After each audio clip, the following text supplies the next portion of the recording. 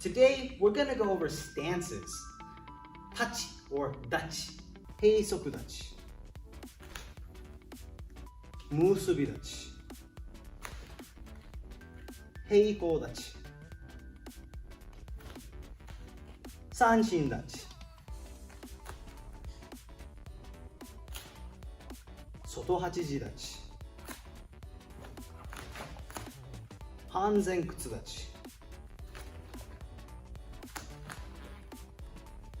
zenkutsu dachi, moto dachi, shikou dachi,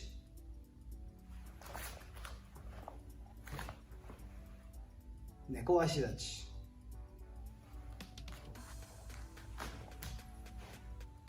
kousa dachi, heisoku dachi,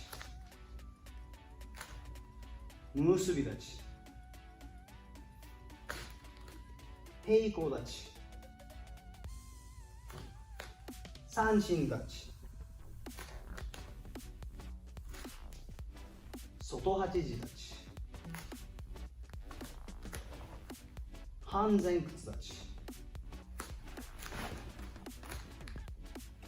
zenkutsu dachi, moto dachi, shikou dachi,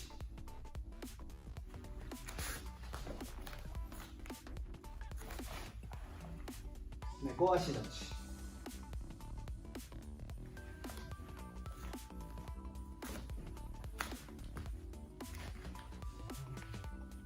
kousa dachi.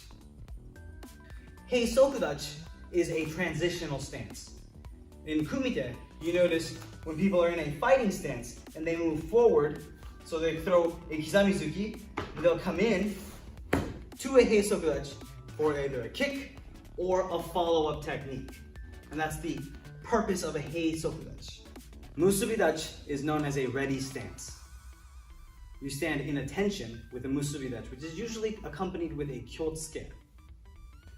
Heikou dachi is a natural standing stance, shizen type. You are in your most comfortable position in a heikou dachi. Sanshin dachi is used for close quarter combat. Soto hachiji dachi is a setup stance. You have your toes pointed out so that you can either sweep your opponent's legs or you can stomp on their foot. A hanzenkutsu dachi is generally used for attacks when you're in a smaller spaced area. Hanzenkutsu dachi can also be a setup for some kicks. You want to have a smaller stance so that you have a quicker reaction when you're setting up your kicks.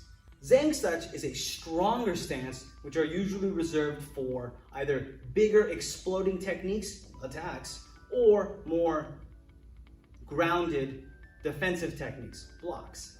Moto dachi is a walking stance.